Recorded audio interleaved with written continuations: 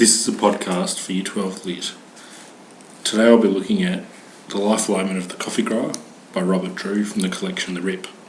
This is the last story in the collection, and it's interesting to the other three that we looked at in that there's a couple of significant differences.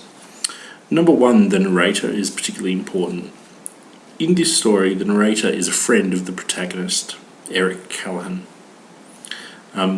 So we get the story, in a sense, secondhand, once removed from the direct focus of the story, Eric himself. The story starts with the phrase, "My coffee dealer, Eric Callahan, was contemplating murder." So we're immediately told that the person telling the story is a friend of Eric's, and not even really a friend. He's the coffee dealer. The relationship is one of sort of the supplier of the coffee and the person that goes to him for their fix. So we're told that it's a slightly removed, objective viewpoint, and that sort of develops over the course of the story. But it's very different to the other two stories where we have a narrator who is removed from the action completely, and at times shifts into the viewpoint of the protagonist, whether it be Pablo or Tyler Foss or Leon Kay. He gets inside their head. In this story, the narrator can't do that because he's a real person occupying the events. So he stands removed from the insight into Eric and can only really tell us what he can see. He can see what Eric's doing and anticipate and perhaps predict why he's doing those things, but it's not a direct line of sight into the character's brain like in the other two stories. So rather than using the recording today, because this is quite a long story, I'm going to choose some moments to look at and just read them myself. So we'll just start at the start of the text, which is on page 193 of your collection. My coffee dealer, Eric Callahan, was contemplating murder. It occurred to me that if he was telling me this, he might be totally serious.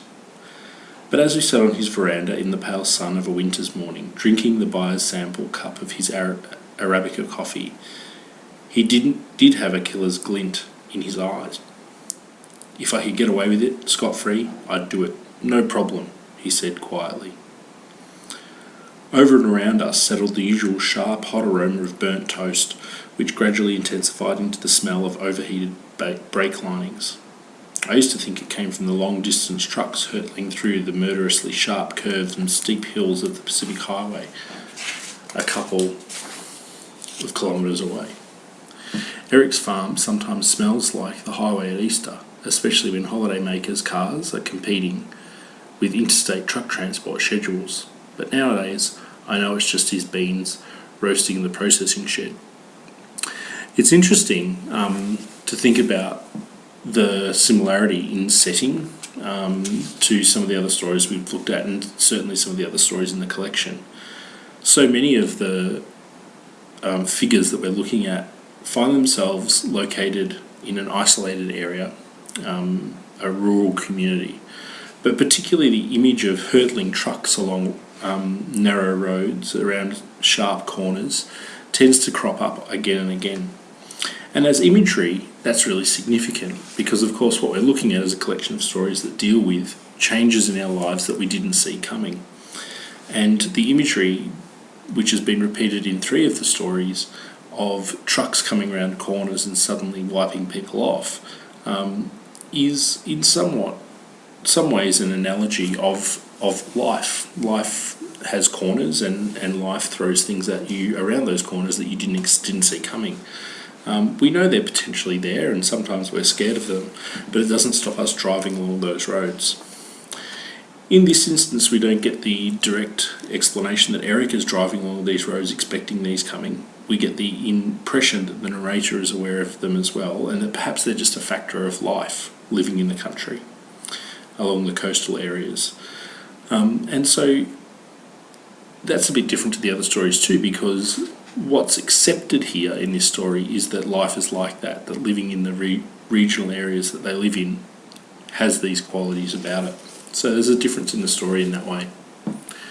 Continuing on. Despite the burnt rubber smell, I dropped in to buy a bag of organic coffee beans. I like the idea of consuming local produce and supporting neighbourhood farmers. We've been friends since I designed the website for his business, the Coastal Coffee Company, with links to Callaghan plantations and Callaghan rainforest fruits. Because I work from home, my hours are flexible and I need an occasional break from the computer and the solitude. Anyway, I wanted to see how he was bearing up. So that use of the word bearing up there suggests that there's been some trauma in his life, some problem that he's faced, which perhaps explains his murderous intentions. The volcanic soil starts at the ridgeline near Eric's plantations. In this rich red dirt, he's always experimenting with some interesting fruit or crop. As well as marketing his produce, he has a little stall out on the front to attract the passing drivers to his pecan and macadamia nuts, nuggety avocados, breadfruit, mangoes, custard apples, mysterious knobbly-looking citrus, and Cavendish and ladyfinger bananas at pre-cyclone Anna prices. His stall works on the honour system.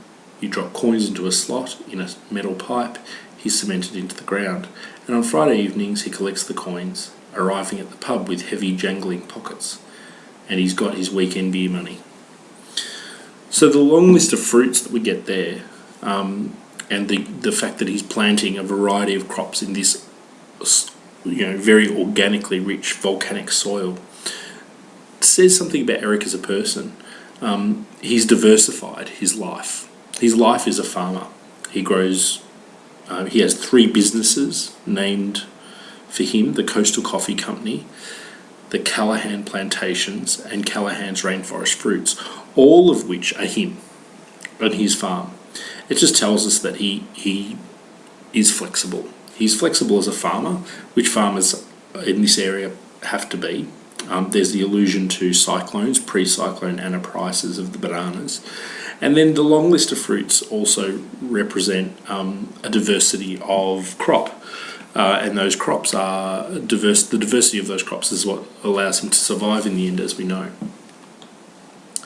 Keeping going.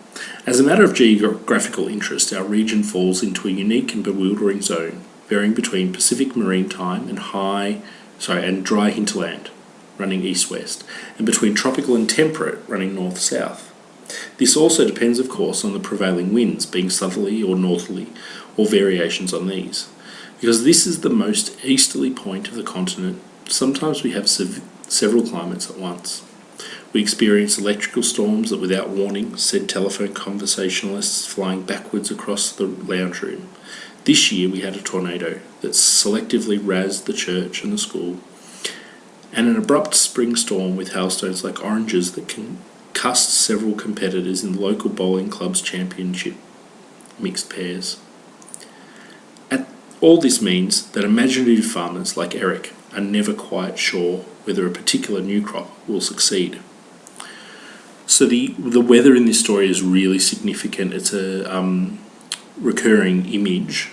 You could say it's a motif, would probably be the more accurate piece of meta language.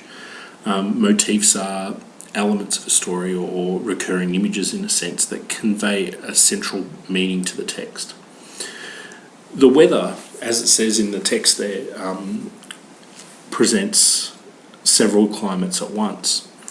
This means that it's ever-changeable, that it's never predictable, that the farmer, the imaginative farmer, like Eric, has to be on his toes, has to react to the environment around him in a very literal sense. The environment around him is ever-changing. The weather conditions change, depending on the prevailing winds, they can have very different climates that would require completely different crops to be successful. And what we can see in these first few pages of the story is that Eric has been able to work out how to exist within this ever-changing environment. So we immediately have this contrast set up. This person who's been confronted with a problem in his life that he's not able to deal with, and he wants to murder someone, and a person who is able to deal with sudden and unexpected change in his work life. So Eric is a complex character, but we know that he has the traits that this text is endorsing to lead to a happy life. We'll keep going. Eric's more exotic experiments have been less successful than they would have been 500 kilometres north. His mangosteens, Chinese raisins and ice cream beans were a disaster. Nonetheless, he boasts about his coffee being the southernmost coffee in the world. He claims that this extremity of latitude and ground temperature gives it less caffeine than Brazilian, Kenyan, Colombian or New Guinean beans. He says that these health-conscious times, this is good marketing. I admire his optimism. I certainly don't feel jumpy after drinking Eric's coffee. But if murder's on your mind, I guess that's a good thing.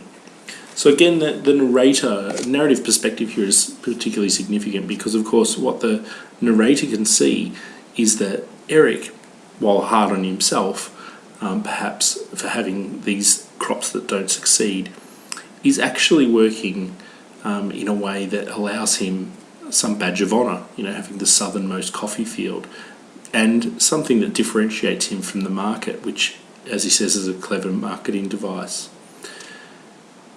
All of these elements at the start of the story establish a character who can be flexible, who can respond to the changing currents of life, and in a literal sense, the changing currents of the environment. What we're about to start looking at, though, is what it is that Eric can't respond to. A cane fire was burning down in the patchwork quilt of sugarcane flats, and as we drank our coffee, we watched the smoke spiralling straight up into the sky like a waterspout. In the blue haze, there was no smoke drift in any direction, no clouds, no hawks or swifts high in the sky, no breeze to rustle the leaves in Eric's plantations, no diversions or to determine the change of topic. Within 3 or 4 minutes, the flames had died and the smoke had vanished, but the bitter subject of murder still hung in the air. Notice how the narrator there is sort of paralleling the emotional state of Eric with what's going on in his farm. The fire, the intensity at which it burns very quickly dies out, but leaves this bitter smell in the air, which is perhaps the state that Eric is in. He's had the explosion of emotion, wanting to murder someone, obviously perhaps is preceded by some intense emotional state, some discovery or something of some substance like that. But now he's down to the bitterness, the smouldering nature of the character. So the imagery of the fire is very significant there. Eric said, "I wouldn't want any palaver like that in the movies. No big discussion about the whys and wherefores. I'd just like the bastard to know he was going to cark it." The way in which the speech is written is significant because obviously the speech communicates an average person. So if you look at words like palaver, whys and wherefores, and the use of the word bastard or cark it, there's colloquialism, whys and wherefores, cark it, palaver, and there's also the profanity in bastard. We get a very Australian image. We get a very average fellow. We get a very normal person. So this is someone who is like anyone that we might know that's experienced some emotional heightened state, brought about by an external force, the bastard that's been referred to. And we can sort of empathise in a sense with Eric. We can understand what he might be going through, particularly once we know that his wife has cheated on him with another man. We can start to understand where he might be bringing these extreme emotions from. And we can understand why he's not immediately able to react to them in an appropriate way, in a flexible way, like he is in his workplace. But we can understand that he has the ability and the potential to come back to that. I'll admit that when Eric makes a cup of coffee from his own roasted beans, it tastes better than when I do. One day I'll master the subtleties of his beans and make an acceptable pot. Eventually, I said. You're kidding, of course. Now, why in that paragraph does he talk about the beans and Eric's ability to work them better than he can? Again, it's a reminder of the preoccupations of the text. It's a reminder that Eric has the potential to manipulate his environment subtly, to work the very, very finite edges of the world in which he lives, to work within the confines of the things that are offered to him. He's better at it, in fact, than our narrator. He knows the nuances of how his beans work and how to roast them. Now, it's an unimportant thing to be able to roast coffee beans necessarily, but what it is reminding us of is that Eric has that ability and he's better at it than some people. You're kidding, of course. You reckon? He sighed and shook the dregs of his cup into the bougainvillea.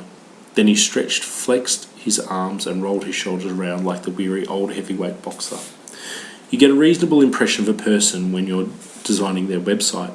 In the preparation beforehand, their vanities and their attributes they want to stress to the World Wide Web tend to throw into sharp relief those things they want glossed over. Personality defects, professional lapses, missing years in the curriculum vitae. The fact that their coffee lacks oomph and they want to kill someone. Considering Eric in the context of a first-degree murder, the coffee grower as would-be killer, he was thick-set, long-armed, mono-browed and physically threatening. You could believe him capable of killing someone, with his bare hands, if necessary. But viewed merely as an organic farmer with a broken heart, he came across that solemn, windless morning as a heavy, sad-eyed fellow who believed marriage worked on the honour system too. So the narrator here is essentially suggesting this is a temporary outburst. He knows him very well. He establishes the fact that he can get to know people really well, and he knows that this is all a reaction. It's bluster. It's the result of the intense fire of jealousy or something like that. At the very least, I'd like Dolphin Boy to suffer something disfiguring, he said, apart from the ordinary busted nose or knocked out teeth. Something that had put her off him. So notice that Eric has already toned down from murder to disfigurement. Something around punching Dolphin Boy, we know is Sargasso, in the face. It's a lot less severe than perhaps the murder that he was initially intending. By her, he was referring to Janine, his wife of 19 years, who'd recently begun what she announced was a spiritual journey with a man with only one name, like Madonna and Pink and Bono. The boyfriend's chosen name was Sargasso. Now notice that the narrator is on Eric's side. He refers to Sargasso as the boyfriend. So there's a negative connotation there. He also, in a very subtle way, is poking fun at Janine. Janine's spiritual journey is put in talking marks as if it's slightly ironic that, it's not a real spiritual journey, it's a reinvention of self, like we've seen lots of other characters in the collection undertake. But it's somewhat selfish. It's a way of escaping her old life. The boyfriend's chosen name was Sargasso, like the fabled seaweedy sea, graveyard of ships and the birthplace of eels. None of this is positive imagery. He was a painter of frangipanis and hibiscuses, and lurid sunsets and rainbows arching into the ocean. But Sargasso's big money spinner was dolphins. Dolphins at dawn, dolphins at dusk, dolphins surfing the Point Break, dolphins spiralling up towards vivid cartoon rainbows that curled over a benign sea. All up and down the east coast you'd see his distinctive dolphin paintings displayed in beach boutiques and cafes on the walls of motel rooms and dentists and real estate agents. Dolphins sold. I reckon a dolphin could get elected to Parliament in some of those towns. So Sargasso is painted as a little bit of a manipulator in himself, in that he's worked out, what sells, this alternative lifestyle. Perhaps he's used that to lure Janine, this manipulation ability. It's a very subtle suggestion, but certainly because we know Eric is the narrator is on Eric's side, we can see that there. When she departed, Janine had announced, "I'm heartily sick of the smell of coffee." Apart from coffee in all its varieties and blends, her new quest also disdained alcohol, meat, dairy products, newspapers, and any books without an Eastern spiritual basis. I'd seen Sargasso around the district for years, a loose-limbed, lean, perpetually tanned type who displayed a bare torso long past summer and encouraged his abundant wavy hair in the style of Charles II. The fluid, flirting, drawstring trousers and no underwear sort. First on the floor when the music starts, last to get off, hips like a lizard, who arouses general male animosity the moment he steps out of his front door. Women love him. You can see, I'm sure, the significant words in that last passage that suggest that Eric doesn't like him, but also that our narrator doesn't like him. He's said as a contrast against Eric. If you go back to page 197, we have thick-set, long-armed, mono-browed, physically threatening Eric, and then we see fluid, flirting, drawstring trousers and no underwear sort in Sargasso. We see that he's got long, wavy hair, that he's tanned, that he's loose-limbed and lean. So he's exactly the opposite. So Janine's decision for a change is as much about a change of lifestyle as it is about a change of the sort of man that she's interested in. The idea that most of the men of the town see him with a degree of animosity is also important, because Eric is like us in that way. Eric is the normal person, whereas Sargasso is being set up as the point of difference, and we don't like difference. Suddenly, Eric pointed towards the coastline, beyond those coffee and macadamia rows he'd planted and trimmed as neatly as a Bali tourist's hair braids. The Love Shack, he said grimly. Or the crest of the hill stood a loose stone house with a bungalow palm on either side, Sargasso's cottage. Its white-painted tin roof stood out from the lantana-covered escarpment and hazy sky. As the present object of attention, it seemed to be preening in its own personal sun rays. Purple and white Tibetan prayer flags hung motionless outside, and Janine's distinctive yellow Volvo station wagon was nudged in between them, nuzzling the flagpoles. My own imagination was working overtime, so Eric's mind must have been going haywire. He wiped a hand across his eye and swore vigorously. I could do the bastard with one hand behind my back, he said. So you have to put yourself in Eric's position here. He sits on his veranda and he watches the house where his wife is having an affair, where his wife has run off with this man, and you can imagine, as the narrator says, all of the things that would be going through Eric's mind. And so his reaction does not seem an unreasonable one. We can certainly empathise with him and understand where he's coming from. It was 2 nights later, after the usual Friday evening pub session, that Eric drove over the hill, shouldered past the prayer flags, burst through the door of the Love Shack and caught his wife and Sargasso together. He stood there in the doorway, the day's red dirt still on his work boots, and stared at them. They stared back. They were painting pictures of frangipanis and drinking tea.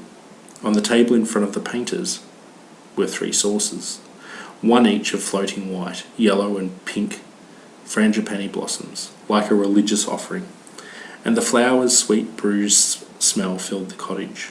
As Eric told me later, it's impossible to raise a finger against someone drinking tea.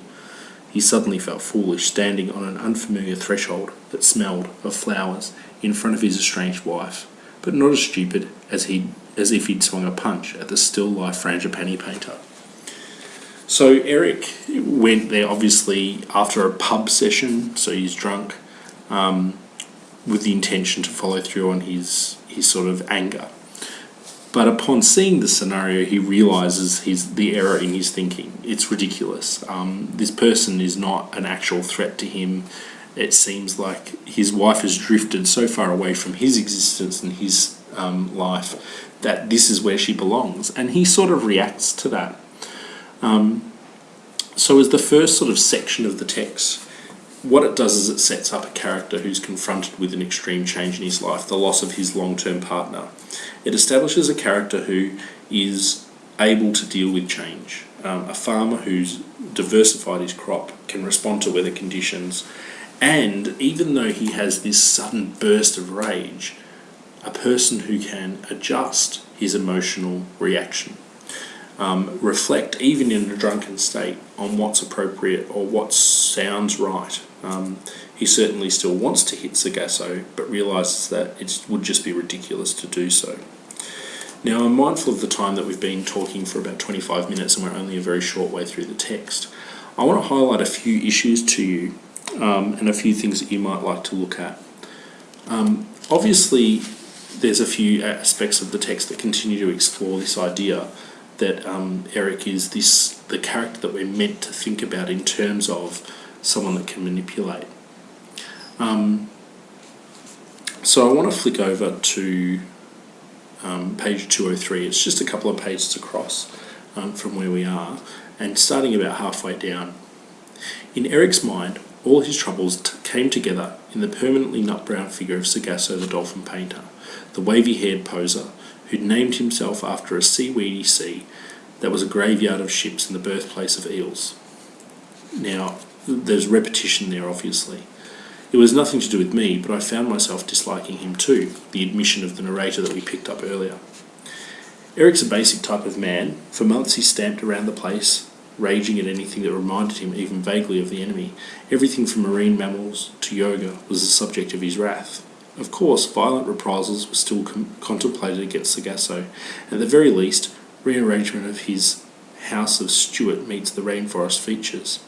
So notice that it's gone from I'm literally going to kill this person to, ideas and sort of talking about it, but nothing beyond contemplation. But as the days passed, reason prevailed. Okay, so notice the adjustment. As the days passed, reason prevailed, and instead Eric lapsed into melancholy and Margaret River Cabernet. Perhaps not a great reaction, but it's an adjustment, and adjustment is what the whole text is suggesting. Not sudden change, not reinvention, but adjustment. A lonely year limped along, and time passing in anxious nut reflection and review. Once 12 months had gone, however, as if by some telegraphic signal, those female friends who hadn't sided with Janine's journey began matchmaking on his behalf. Desiree is the new partner that comes along, and we learn something about Desiree. Desiree is so different to him. Desiree is into astrology, she's into ley lines, she's into feng shui, she's into all of these alternate beliefs that somewhat run contrary to the image that we have of Eric. Eric is down-to-earth farmer. He's a thick-set, heavy-set, block of a man, and Desiree is very different. Let's have a look at what Desiree's like. This is on page 205 after the next break. After a few months, Desiree moved in with Eric, and as far as I could tell, life at the Coastal Coffee Company and Callaghan Plantations and Callaghan's Rainforest Fruits was settled and rosy.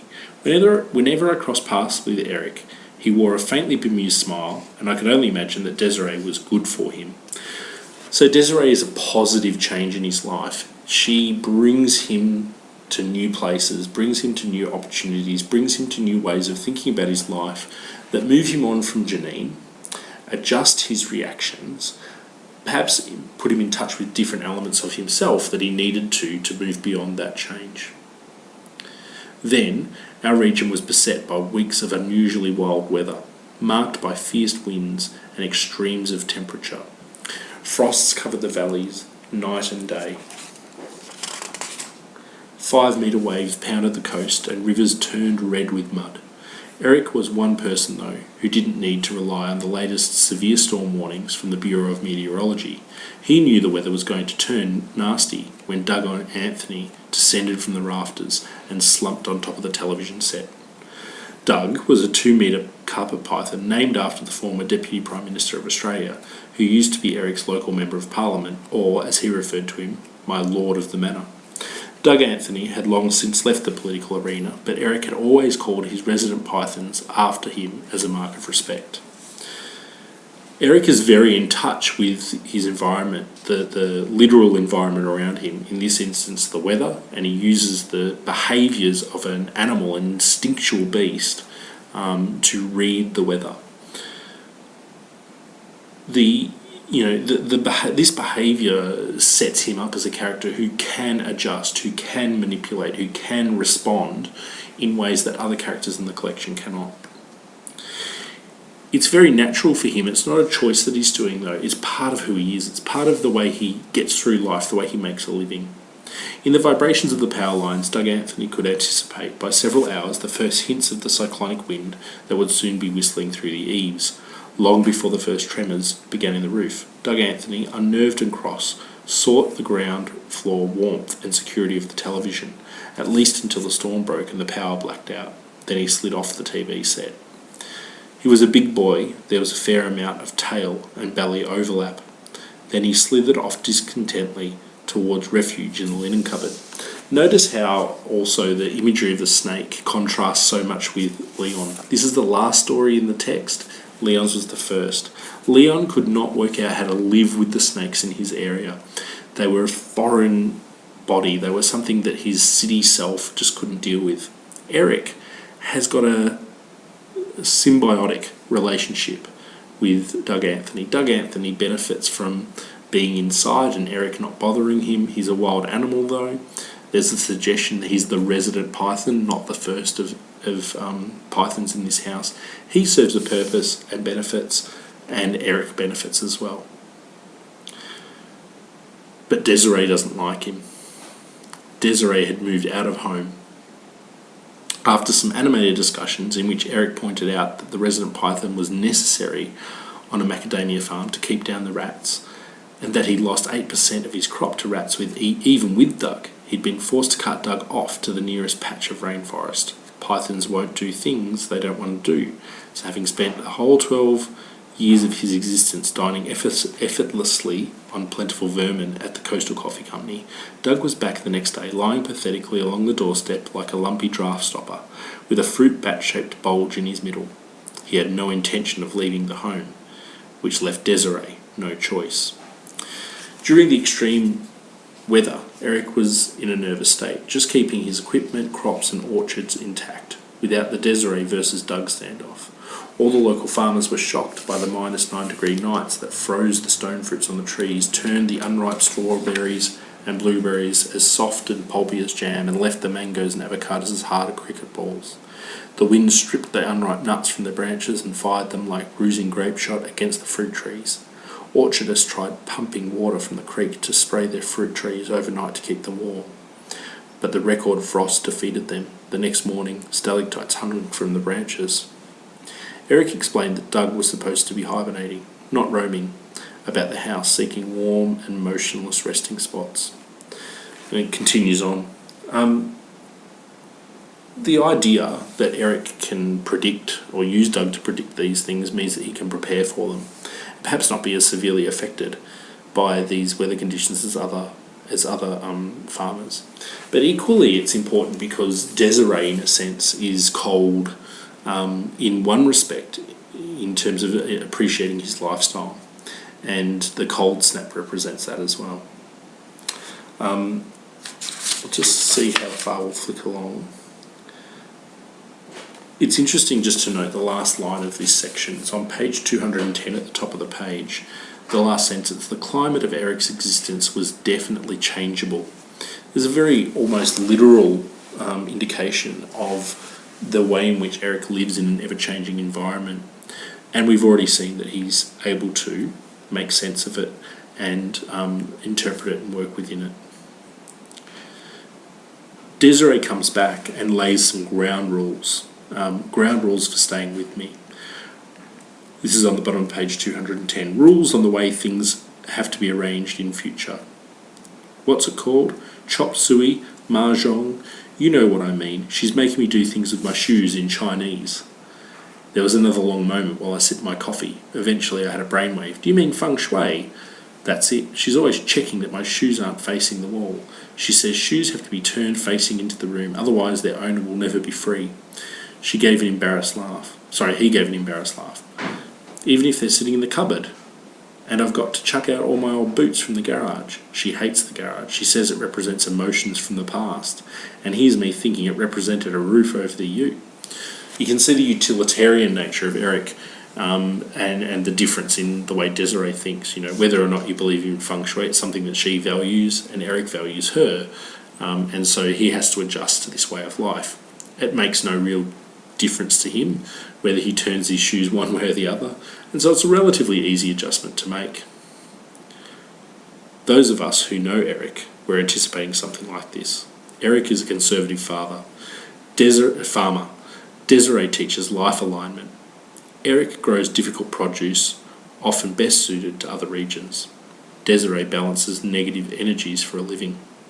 If you're suffering from an enemy's curses or geopathic stress, she's your woman. So in many respects they're very different, but Desiree is very much what he needs. He is suffering from an enemy's curse, the curse of his wife leaving him Sargasso on the distant hill that he can see. And he's suffering from stress that's based on his environment, dealing with it, responding to it. She says, I should always see my feet as indicators of where they can take me, Eric said. Makes sense, I said. Best foot forward and all that, said Eric. Absolutely. Eric was staring off across the macadamia fields towards the white roofed cottage and the painter of frangipanis and dolphins. He blinked then, as if to switch his flow of thought, and went on, his voice low. Desiree has the thing about keys too. If you want a new life, you have to throw away the keys you no longer use, the ones associated with anyone else. They have to be kept in a descending order of size, one short key and one long next to each other. On your keyring means your life will be like a roller coaster. Keys facing different ways will keep you always heading in the different direction, in different ways too. It's garbage really, but the idea that he has to reflect on his life and think about how he's going to live it is quite important, and that's an important thing that Drew is suggesting that we all need to do. Not if you're careful with your shoe direction. Don't try joking with Desiree about this stuff. Things are okay between you, aren't they? Well, they are compared to when the carpet python was curled up in the lounge room and pointing the wrong way. And now he laughed. 2 metre long snake living on the TV set really wrecked the feng shui. We finished our coffee and I picked up my bag of beans and a selection of exotic fruits, their spottiness, skin lumps and irregular size pointing out their organic origins, and I started to leave. I don't believe in the stuff for a second, he said quietly, but when I'm undressing, I turn my boots around, even if she's not watching. I tossed out all my old keys. Look, it can't hurt. That last sentence is really important in this collection. It signals and it proves Eric's state of mind. He understands what he needs to do to be happy. Placate Desiree. And he does it not just in a superficial way, but he just accepts, look, I don't believe in feng shui. I don't believe in all this life alignment garbage. But I'll do it because it makes her happy, and having her happy makes me happy. He's not losing himself in doing that. You can see fairly clearly from his language that he's maintained his self. He's maintained who he is. He's still the same down-to-earth character that he was before. But he turns his shoes even if she's not looking. He tossed out his old keys. What did he need them for anyway? And as he says, it can't hurt. All that can do to respond to the pressures of life, to respond to the things in your life, is to make things better. Nothing bad will come of it. This is the mistake that Pablo Dyson makes. Pablo Dyson leaves it so long that actually all that he can do is something that possibly could hurt. Eric, however, does little things. He does little things in his everyday life that make his everyday life easier to bear. So he never gets to the point where he has to do something really extreme to change things. He doesn't have to kill Sargasso to be happy. He can move on with his life, go through a period of mourning the loss of his long-term relationship, but move on to Desiree, move on to adjust who he is and how he lives his life without becoming someone completely different. Okay, I don't want to go much over 40 minutes, but the text is almost finished. The last few pages are quite important because, of course, what we see is the new Eric that's come out the back of this experience. It's been just over a 12 months journey since the start of the text. Since the start of the story. And the narrator is sort of pulling together some important moments. So I just want to look at this last one. For a few months, thanks to Desiree's stern feng shui principles relating to shoes, keys and indoor pythons, Eric's life seemed on the upturn. So even just the way that starts, that passage or this last little section, Desiree's had this positive effect. Eric's happier. He's happier because he's with her, and the changes that he's made to his life are not significant enough to disrupt him. Then came the pronouncement the countryside was both dreading and wishing for. Details of the long-proposed Pacific Highway upgrade. Now, I'm not going to read through all of this because it's largely just telling you what's happening. But you know that the long and short of it is that Eric is faced with a change that he can't do anything about. It says on page 214, halfway down at the start of the paragraph, this was one piece of life alignment beyond even Desiree's talents. For 3 days, Eric retreated to the pub to consider fate's various configurations over neatly lined up schooners of Cooper's draft. The decision to put the road in is so beyond Eric being able to manipulate. Eric can't react to it. It's really something beyond his control. It's something that he's going to have irreparable damage, have a significant impact on the way he lives his life. He can't diversify his crop if he can't access it. He can't diversify his crop if he loses a huge amount of land. And so this is something really significant beyond that. And so what we're confronted with is we've been built up to a point where we've got a character who seems to be able to do all these things, who we're celebrating because he's adjusted to the big impact of his life, the loss of his long-term relationship. And then all of a sudden, we see that actually it's not going to get us everywhere. But we're given hope at the end of the text.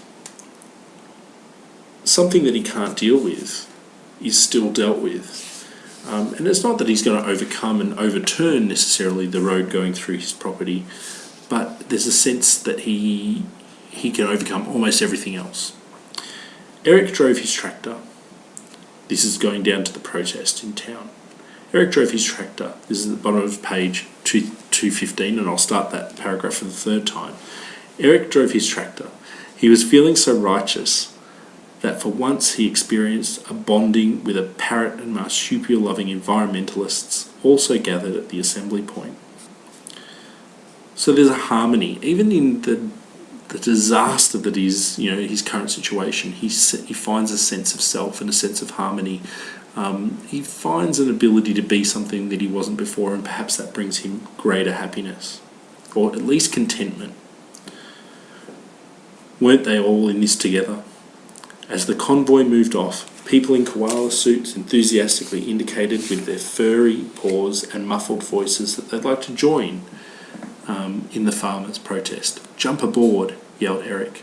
So he's not just there with these alternative individuals that he doesn't liken himself to. He invites a union with them.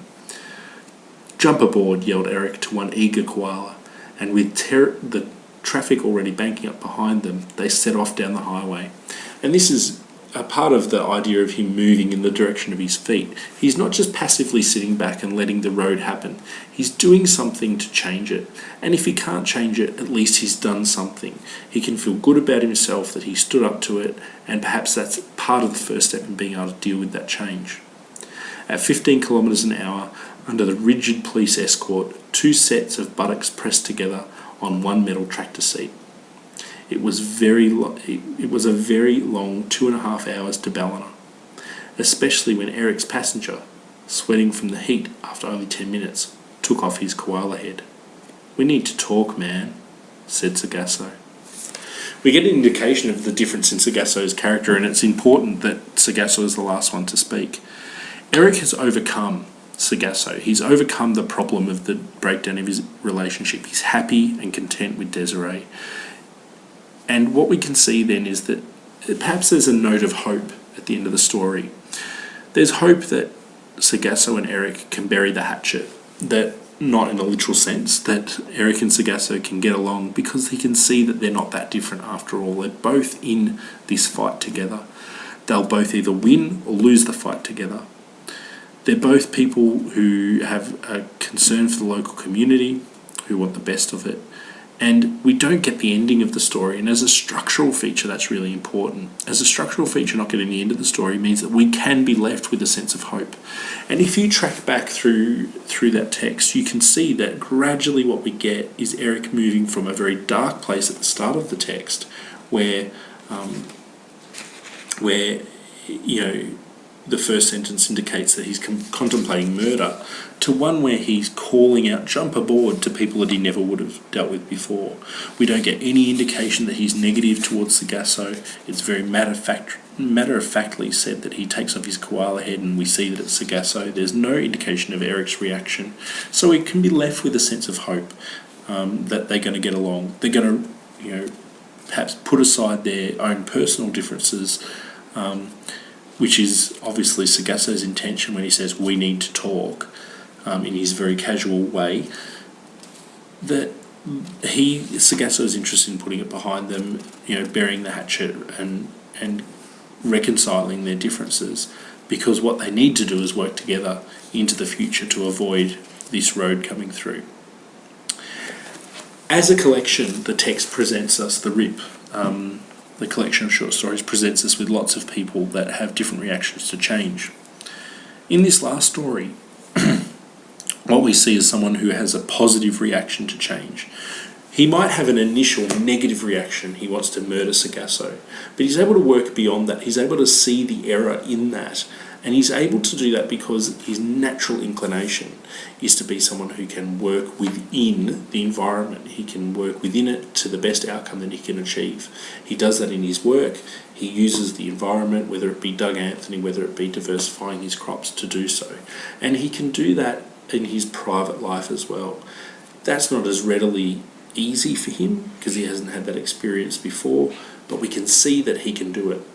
And the interesting thing is that if he can do it, anyone can do it.